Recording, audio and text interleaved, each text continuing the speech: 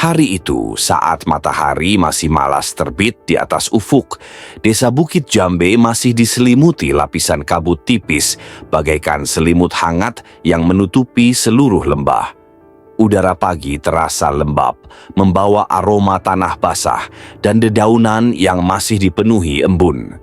Hutan tua yang mengelilingi desa tampak diam, tetapi jika diperhatikan dengan saksama, pepohonan bergerak sedikit tertiup angin, dahan-dahan mereka berderit pelan seperti sedang berbisik satu sama lain. Suara jangkrik perlahan memudar, digantikan oleh kicauan burung-burung yang mulai bangun dari sarangnya. Namun, pagi itu tidak seperti pagi-pagi sebelumnya.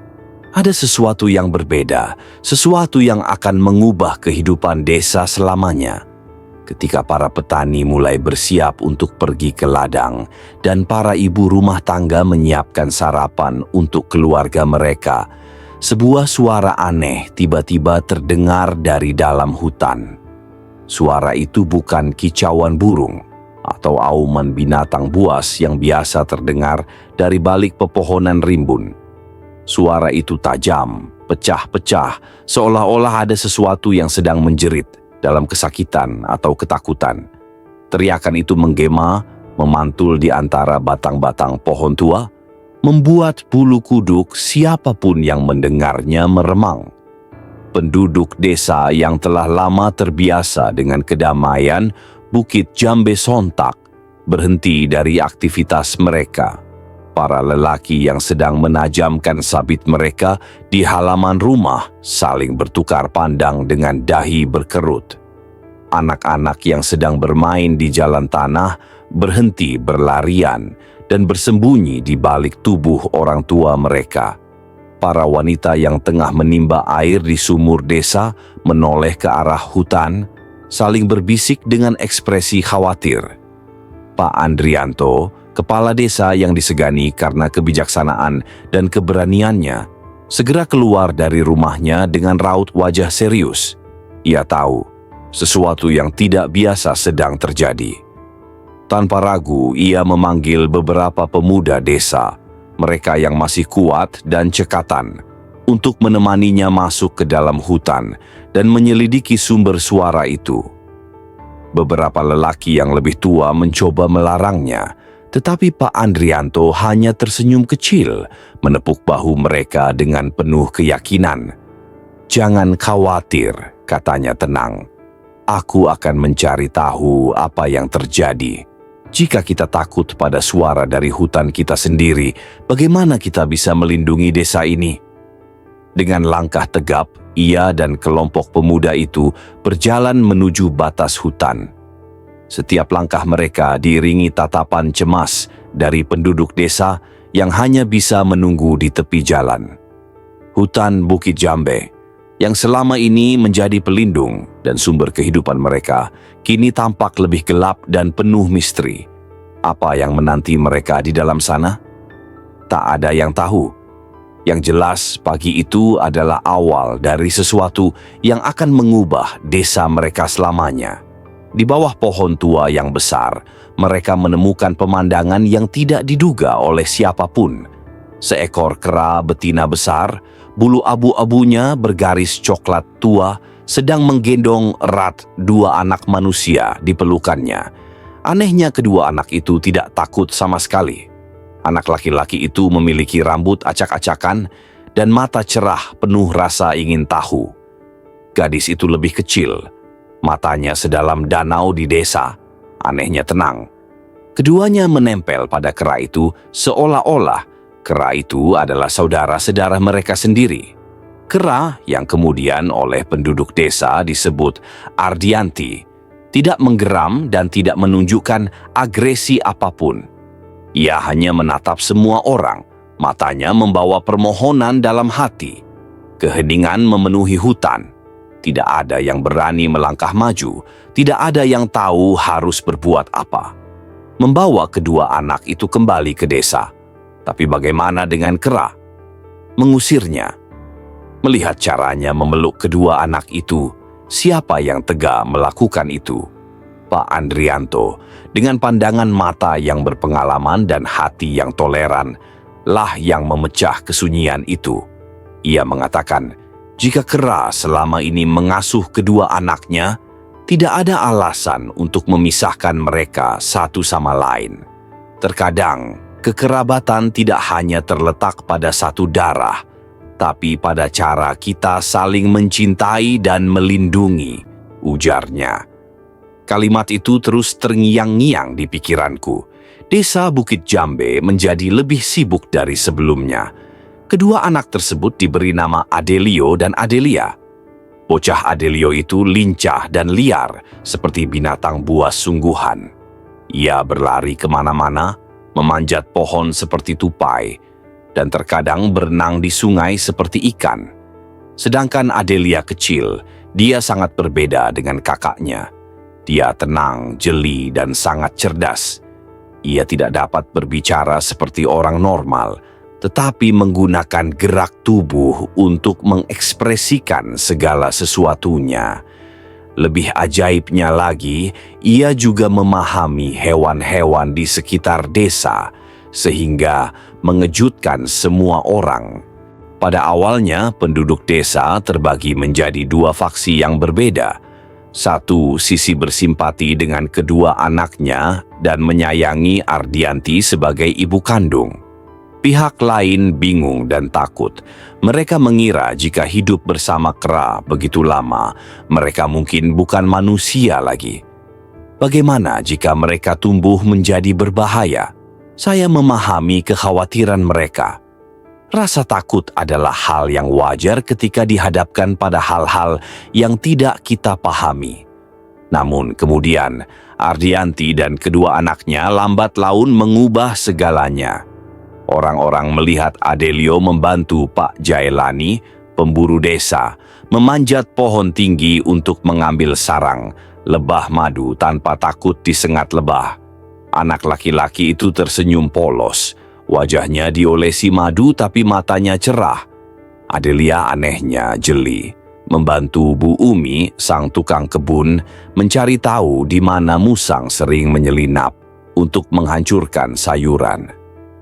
Gadis itu tidak berkata apa-apa, hanya menunjuk beberapa kali, dan benar saja penduduk desa menangkap musang nakal itu. Adapun Ardianti tak pernah meninggalkan sisi kedua anaknya. Setiap sore, saat matahari menyinari jalan tanah yang merah, masyarakat masih melihatnya duduk diam di dahan pohon yang tinggi sambil memperhatikan anak-anak bermain. Anehnya, mata itu lembut. Aku sangat yakin dalam tatapan itu tak ada yang lain selain kasih sayang seorang ibu.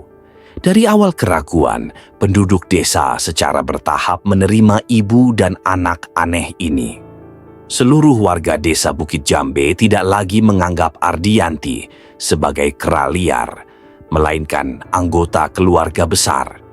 Beberapa orang bahkan mengatakan bahwa ia memahami bahasa manusia dan juga kita. Terkadang saya bertanya-tanya, apa yang membuat kera itu begitu menyayangi kedua anak itu? Apakah ada yang namanya cinta keibuan di dunia binatang? Saya tidak punya jawabannya. Tapi saya tahu satu hal yang pasti. Cinta tidak ada batasnya.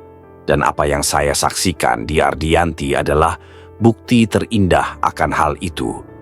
Tak seorang pun di desa itu yang tahu dari mana sebenarnya kedua anak itu berasal.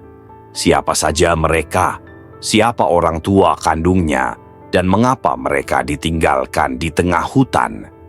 Tapi sepertinya hal itu tidak menjadi masalah lagi. Yang penting adalah mereka sekarang mempunyai keluarga, meskipun keluarga tersebut mempunyai Kera sebagai induknya. Dan kehidupan damai itu terus berlanjut, hingga dunia luar datang dan berusaha merampas benda paling berharga dari Bukit Jambe. Adelio dan Adelia lambat laun tumbuh besar di tengah pelukan hangat Ardianti dan perlindungan diam-diam warga desa Bukit Jambe. Setiap hari untuk dua anak adalah petualangan ajaib. Pagi-pagi sekali saat kabut masih menyelimuti pepohonan tinggi, Adelio memanjat dahan tertinggi, lincah seperti anak kecil.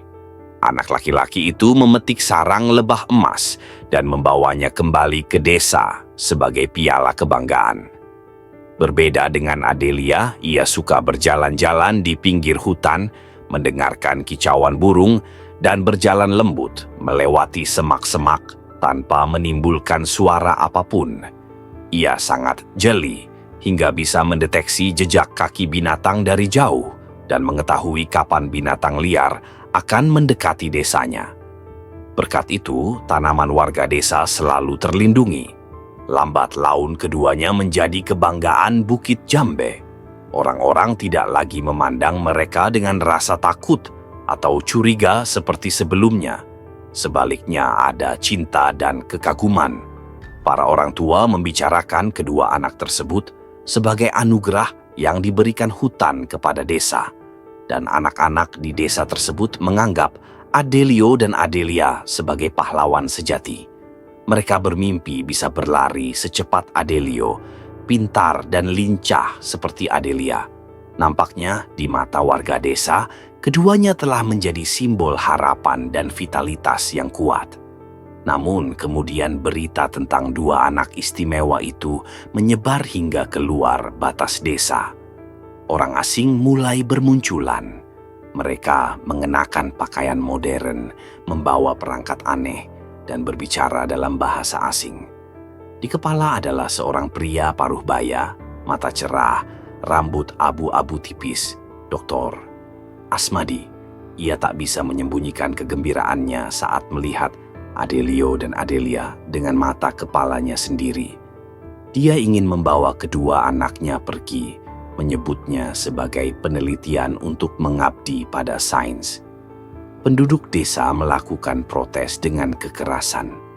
Mereka tak ingin kehilangan kedua anaknya, tak ingin menghancurkan keluarga ajaib yang telah diciptakan Ardianti. Pak Andrianto, kepala desa, membela kedua anak tersebut dengan menyatakan bahwa mereka adalah anak Bukit Jambe, milik desa ini, dan tidak ada yang berhak memisahkan mereka. Namun Dr. Asmadi tidak mudah menyerah. Malam itu ketika seluruh desa tertidur, dia memimpin sekelompok orang untuk kembali secara diam-diam. Senter menerangi seluruh hutan, suara langkah kaki yang nyaring memecah kesunyian malam. Adelio adalah orang pertama yang menemukannya. Bocah itu dengan cepat membangunkan Adelia dan keduanya bergegas menuju Ardianti yang tertidur. Kera tua itu juga terbangun, merasakan bahayanya. Dia menjerit dalam-dalam, seolah memperingatkan seluruh hutan. Tiba-tiba angin menderu-deru, dahan-dahan pohon bergetar hebat, seolah-olah hutan juga sedang marah. Burung-burung di hutan serentak terbang dan bernyanyi seperti lonceng peringatan.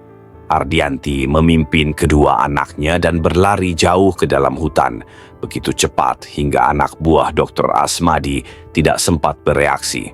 Namun mereka tidak mudah menyerah. Dokter memerintahkan pengejaran. Senter melewati pepohonan, panggilannya bergema ke seluruh hutan. Adelio dan Adelia tidak lari lagi. Mereka berhenti, berdiri di hadapan Ardianti seperti dua pejuang kecil namun tangguh. Adelio meraung keras, suaranya bergema begitu kuat sehingga seluruh kelompok tiba-tiba mundur. Adelia menatap lurus ke mata Dr. Asmadi. Sorot matanya tidak menunjukkan rasa takut, melainkan keteguhan hati dan kesedihan. Tiba-tiba sebatang pohon besar patah dan tumbang menghalangi jalan di belakang dokter tersebut. Suara-suara aneh dari dalam hutan tiba-tiba terdengar, semakin keras, menyatu seperti harmoni yang menyeramkan. Rombongan dokter panik dan lari. Dia berdiri diam, menyaksikan sosok ibu dan anak menghilang ke dalam hutan. Matanya bersinar karena keterkejutan bercampur penyesalan. Ketika cahaya fajar berangsur-angsur menghilangkan kegelapan, penduduk desa Bukit Jambe terbangun dan mengetahui apa yang telah terjadi.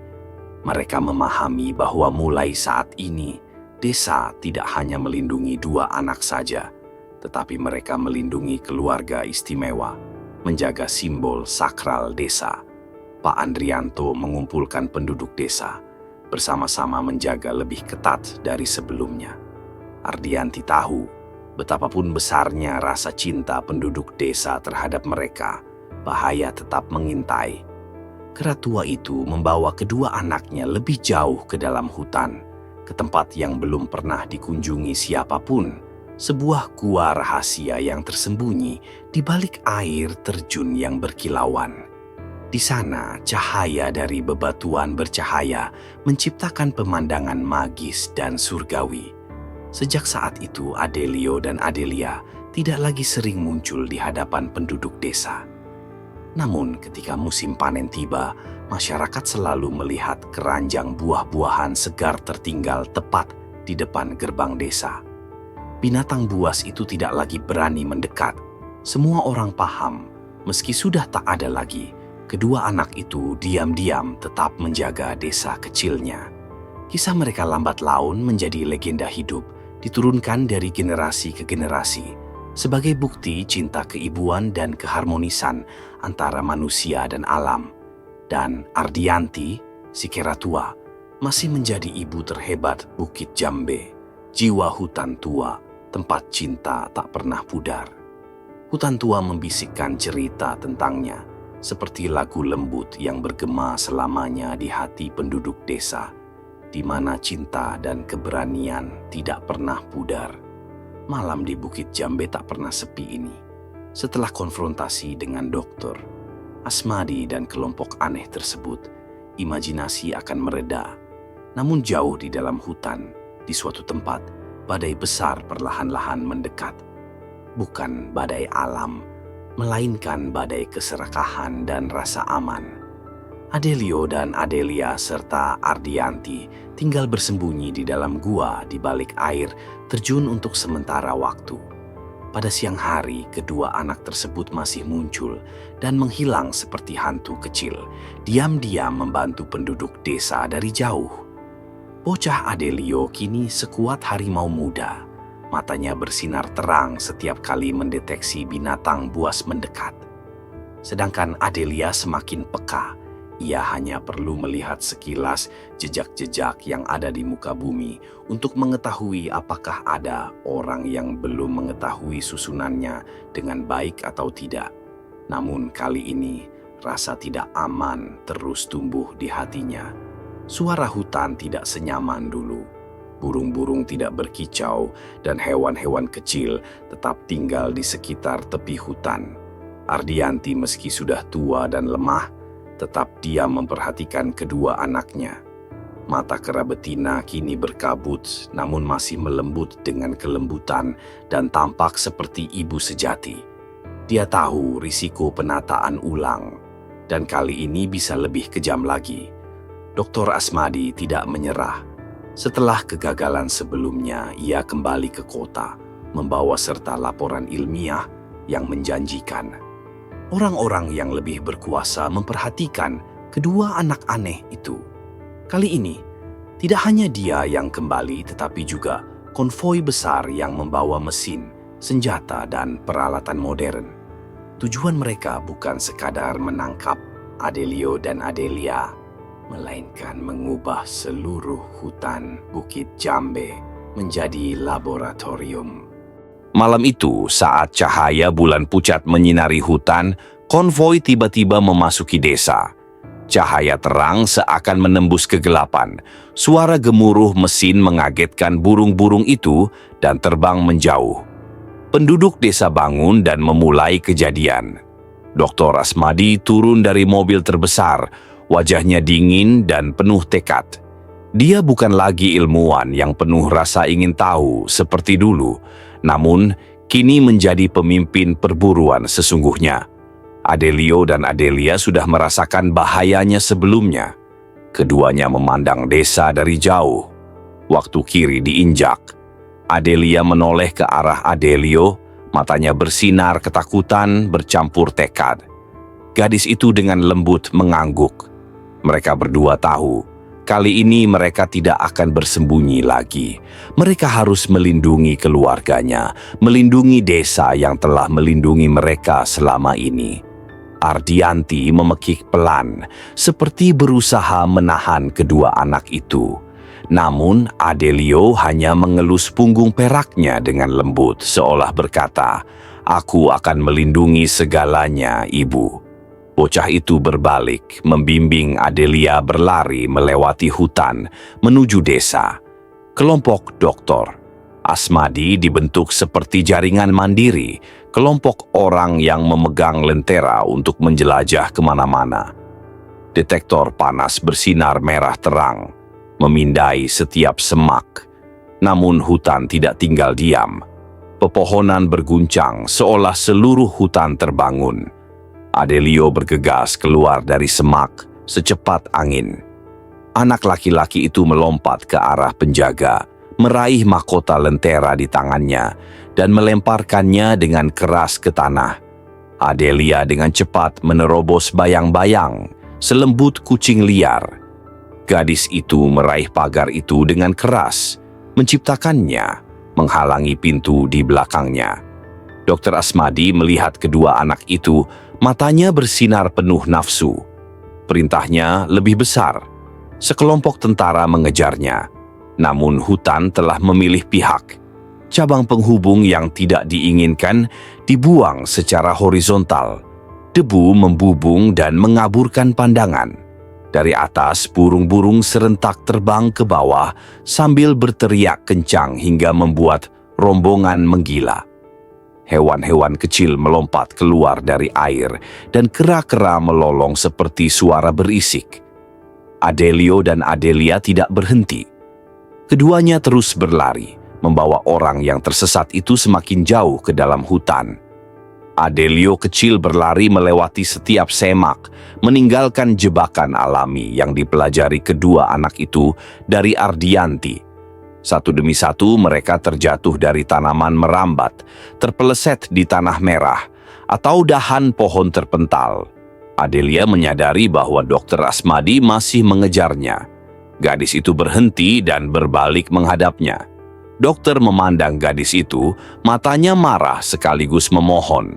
Dia tidak mengerti kenapa dia kalah, kenapa mesin modern tidak bisa menangkap kedua anak liar itu. Adelia maju selangkah, matanya tidak lagi marah, melainkan dipenuhi simpati. Gadis itu dengan lembut mengangkat tangannya ke tempat jantungnya berdetak kencang. Seolah berkata, "Kami bukan subjek percobaan. Kami adalah bagian dari hutan ini. Jiwa Bukit Jambe tidak bisa diambil." Doktor manusia statis.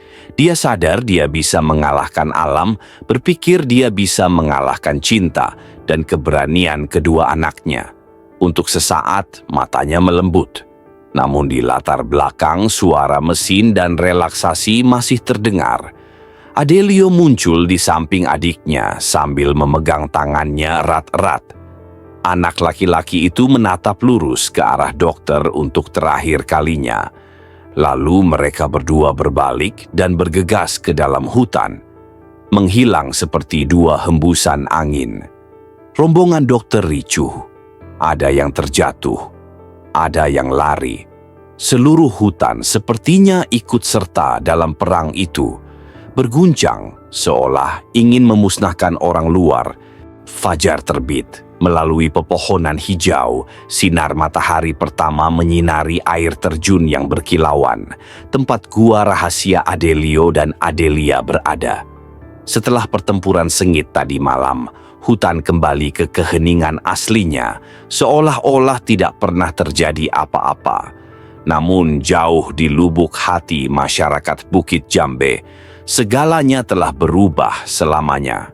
Penduduk desa bangun lebih awal dari biasanya, tidak ada yang mengucapkan sepatah kata pun kepada siapapun, tetapi mata mereka saling memandang dengan penuh pengertian. Mereka tahu bahwa tidak akan ada lagi awak pesawat yang kembali, tidak akan ada lagi mesin yang lebih besar atau lentera yang berkelap-kelip di malam hari. Dr. Asmadi dan kelompoknya mundur, membawa serta kekalahan dan imperialisme. Mereka tidak percaya bahwa alam bersama dua anak kecil dapat melindungi dirinya sendiri dengan sekuat itu. Jauh di dalam hutan, Adelio dan Adelia masih duduk di tepian sungai Ardianti. Kera tua itu lelah sepanjang malam.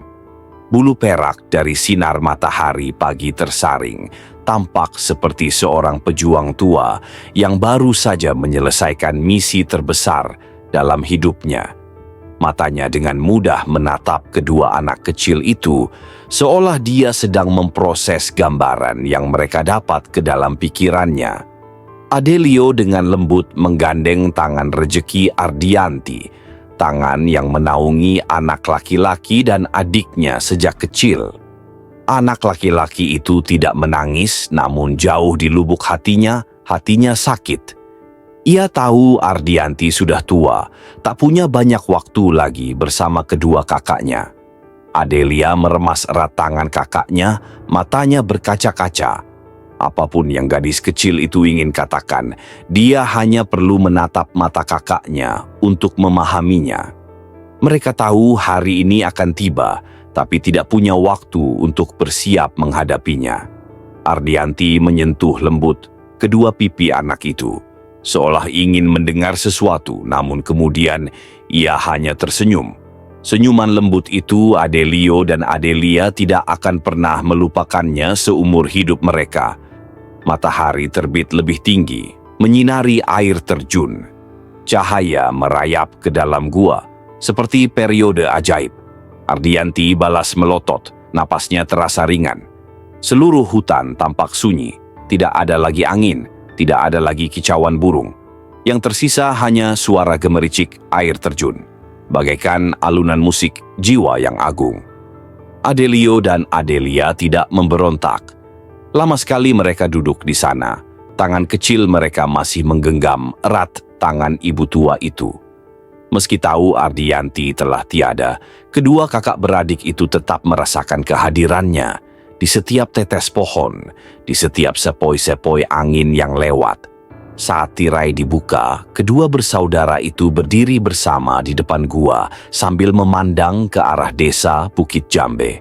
Adelio kecil, yang dulunya anak nakal, kini memiliki tatapan penuh tekad di matanya. Adelia kecil masih lembut dan lembut, namun jauh di dalam matanya terdapat api tekad yang tidak pernah padam. Mereka tahu bahwa mereka tidak bisa lagi bersembunyi di dalam hutan.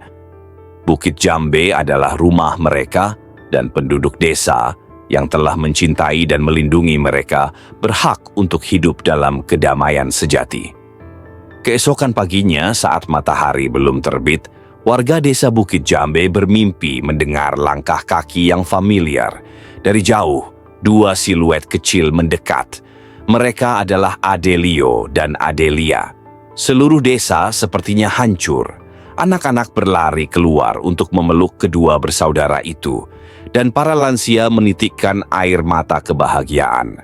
Pak Andrianto, kepala desa, mendekat dan meletakkan tangannya di bahu Adelio.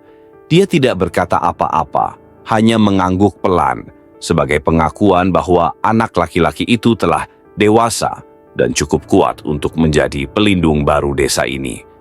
Mulai saat ini, Adelio dan Adelia bukan lagi anak-anak yang ditakuti atau disakiti oleh penduduk desa. Mereka menjadi pemandu, membantu penduduk desa menjaga musim damai, melindungi desa dari binatang liar dan orang luar. Kawanan hewan liar pun lambat laun menjadi terbiasa dengan kehadiran kedua bersaudara tersebut. Terkadang, orang-orang melihat kera-kera kecil merayap mendekat, seolah-olah mereka juga mengetahui bahwa kedua anak kecil tersebut adalah anak-anak hutan. Legenda Adelio, Adelia, dan Ardianti tersebar tidak hanya di Bukit Jambe tetapi juga hingga ke pelosok desa lainnya. Konon, jika masuk jauh ke dalam hutan melewati air terjun yang terang benderang, Anda akan menemukan sebuah gua rahasia di mana arwah Ardianti masih menjaga hutan, di mana cinta dan keberanian tak pernah pudar. Dan di Bukit Jambe, Setiap pagi saat embun masih menempel di dedaunan, warga desa kerap melihat buah segar diletakkan tepat di depan gerbang desa. Tidak ada yang tahu siapa yang meninggalkannya di sana, tapi semua orang percaya bahwa itu adalah hadiah dari dua anak hutan. Anak yang selamanya menjadi anak Bukit Jambe. Legenda hidup yang tidak bisa disentuh oleh orang serakah.